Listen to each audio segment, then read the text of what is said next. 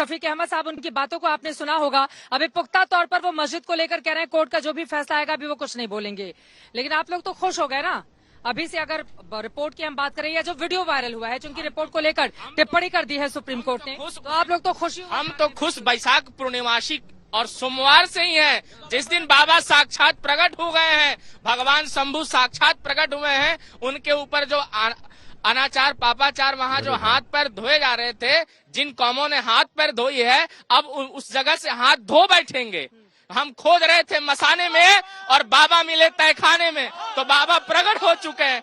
कहा गया है कि विश्वेशम समोल्लिंगम नकाशी सदृशी पुरी मणिकर्णिका समो तीर्थम ब्रह्मांडम गोलोके मही तले। चाहे ब्रह्मांड, चाहे इस भूतल, तलातल, पाताल, तीनों जगह में भगवान विश्वेश्वर मणिकर्णिका तीर्थ जैसी कोई तीर्थ नहीं है और इस भगवान विश्वेश्वर जैसा कोई शिवलिंग नहीं है। तो यह जो भगवान साक्षात है, अवतार लिए हैं और आज और बैसाख पूर्णमासी को, बुद्ध पूर्णिमा को भगवान ने सबकी बुद्धि खोल दी है, वो प्रकट हो गए हैं और शिवालय का मामला न्यायालय में है तो जरूर न्याय शिवप्रद हो। आप लोग कह रहे हैं प्रकट हो गए, ये लोग कह रहे हैं कि फव्वारा है। एक बड़ा तबका तो मुस्लिम पक्ष का कह रहा है ना। आज मेरी जो मुस्लिम पक्षकार है उनसे भी बातचीत हुई है, जो पूरे मामले का पक्ष कोर्ट के भीतर रख रहे हैं। वो कह रहे हैं तो हमें रिपोर्ट नहीं मिली, हमने पढ़ी नहीं है, रिपोर्ट लीक कैसे हो गई, इसको लेकर सवाल उठा रहे हैं। एक सेकंड, और दूसरा सवाल ये पूछ रहे हैं, वो कह रहे हैं कि वो तो फव्वारा है, जबरदस्ती उसको शिवलिंग बनाने पर आप लोग आमादा है।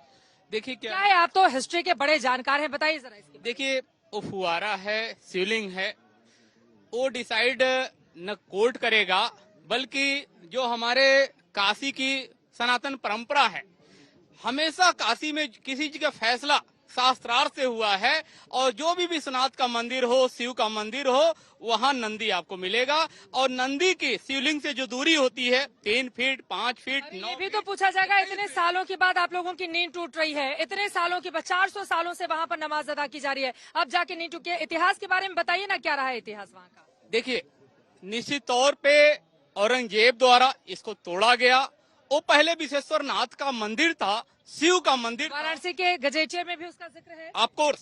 यही नहीं, आप जो है 11वीं 12वीं शताब्दी का जो राइटर हैं लक्ष्मीधर कित कल्पतरु, जो उनकी रचना है 10 भागों में, उसमें तीर्थकांड में आप पढ़ ले, महाशिवरात्रि का वर्णन मिलता है और महाशिवरात्रि हमेशा शिव मंदिर के पास होता है। जल्दी से आप अपनी टिप्पणी कर दीजिए। बाकी देखिए, बात इतिहास और तथ्यों की है, तो मैं बता दूं कि निश्चित तौर पे ये पूरा देश जानता है कि 1000वीं शताब्दी से जब से महमूद गजनवी का आगमन हुआ इस देश में, तब से तमाम शिव मंदिरों पे लगातार आक्रमण होते रहे हैं। चाहे 1100 के आसपास जो है सोमनाथ और यहाँ विश्वनाथ जी में आक्रमण हुआ हो, उसके बाद औरंगजेब ने आक्रमण किया, उसके बाद भी 1-2 बार आक्रमण हुए और समय समय पर हिंदू महापुरुषों ने, चाहे वो अहिल्याबाई होलकर हो, चाहे टोडरमल हो, चाहे देश के यशस्वी प्रधानमंत्री नरेंद्र मोदी हो, सबने इस मंदिर का जीर्णोद्धार कराया है।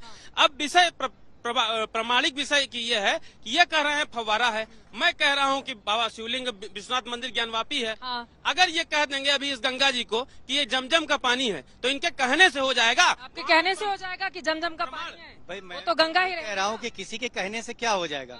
जब मामला न्यायालय में निलंबित, अभी वहाँ पर विचाराधीन है, तो न्यायालय स्वयं फैसला कर देगा। भाई न्यायालय में जो फैसला कर रहा है वो भी सनातन धर्म का ही है, कोई मुस्लिम जज नहीं है, इसलिए तो सबको जज के ऊपर भी कि वो सनातनी है, आप उसमें गजबी चश्मा लगा के रखे हुए, फिर तो हो गया आपका, फिर तो आपको जज में भी सनातनी भाई वो भी तो फैसला करेगा कुछ सोच कर ही ना। जब न्यायालय का जज में भी आपको सनातन धर्म नजर, भाई जब न्यायालय में मामला, समझ रहे हैं आप, जज के ऊपर टिप्पणी, भाई कह तो रहे मामला विचाराधीन है तो फैसला उन्हीं का होगा। जब वो फैसला सुनाएंगे तो सबको ये यकीन होना चाहिए कि न्यायालय सही फैसला सुनाएगा। न्यायालय तो प्रमाण के आधार पर फैसला देता है ना, और जो अभी तक प्रमाण सामने आ रहे हैं उसमें तो कहा जा रहा है कि वहाँ पर हिंदू धर्म के प्रतीक हैं। भाई ठीक है, तो न्यायालय उसका फैसला करेगा ना, प्रमाण प्रस्तुत किए हैं। प्रमाण जल्दी से मैं जो फव्वारे की बात हो रही है, आप लोगों ने देखा कि भगवान शंकर को शिवलिंग को ढक के रखा गया, लेकिन फुब्बारे कब से ढके जाने लगे, कब से उन पे टीन सेट पड़ने लगा। भारत में बहुत सारे पर्यटन स्थल हैं, फुब्बारे तो खुले होते हैं। यदि फुब्बारे में यदि कोई न कोई राज नहीं होता तो उसे ढका क्यों जाता? तो इनके फुब्बारे नहीं, वो भगवान शिवलिंग है। यदि फुब्बारे होते तो वो खुले होते। वारिस पठान साहब, इसीलिए फव्वारा को ढकने की कोशिश आपकी मतलब मुस्लिम पक्ष की ओर से कर दी गई का? यहाँ को लोग कह रहे हैं कि कौन सी ऐसी जगह होती है जहाँ पर फव्वारे को ढक दिया जाता है और फव्वारे का जो नीचे वाला पार्ट है, जो आप लोग जिसको ये लोग शिवलिंग बता रहे हैं, उसके ठीक ऊपर हम सब ने देखा है कि वहां पर किस तरह से एक अलग सी प्लेट बनाकर उसको कट किया गया है, जो वीडियो वायरल हुआ है। वारिस पठान जी,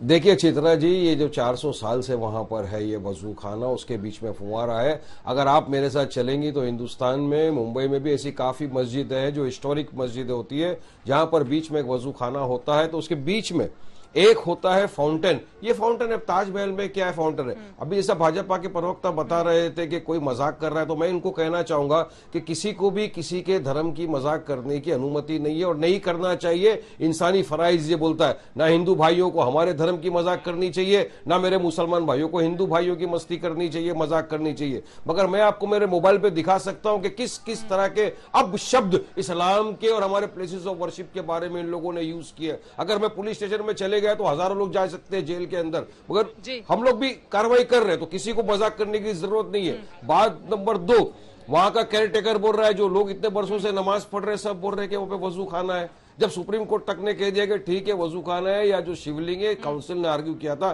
सर ऐसा नहीं बोली, तो उन्होंने कहा इम्प्यूड ऑर्डर है, तो क्यों इस तरह की अफवाह फैलाई जा रही है, बाबा मिल गए, शिवलिंग मिल गया। तो ये अफवाह फैला के मैं यही बोलना चाहता हूँ ना चित्रा जी कि इनकी जो नीयत है, नीयत ही खोट है। हम तो मानते हैं कि सुप्रीम कोर्ट मुझे यकीन है कि इंशाल्लाह सुप्रीम कोर्ट संज्ञान लेगा। उसको सुरक्षित करने के, उसकी सुरक्षा सुनिश्चित करने के आदेश भी दिए गए हैं कोर्ट की ओर से। कोर्ट ने नहीं कहा है कि वो फव्वारा है, उन्होंने कहा है कि हिंदू पक्ष जिसको लेकर दावा कर रहा है उसकी पूरी सुरक्षा सुनिश्चित की जाए, उसको खारिज नहीं कर दिया गया है। इसीलिए हिंदू पक्ष कह रहा है बाबा मिल गए, बाबा मिल गए। वारिस पठान जी, नहीं चित्रा जी सुनिए, साथ ही सुप्रीम कोर्ट के जज ने कहा कि हमने ऑल्टरनेट नहीं कहा है, हमने क्या अरेंजमेंट करिए वजू का।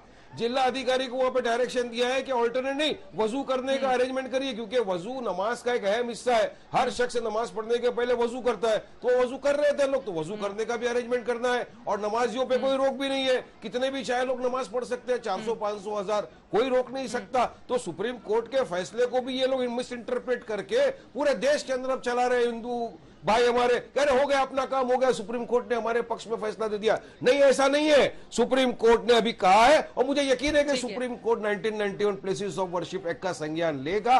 सुप्रीम कोर्ट संविधान के दायरे में रहकर बात रखेगा और हम सबको सुप्रीम कोर्ट का फैसला है। अब देखेंगे क्या आता है फैसला, अभी तो 8 हफ्ते का टाइम मिला है।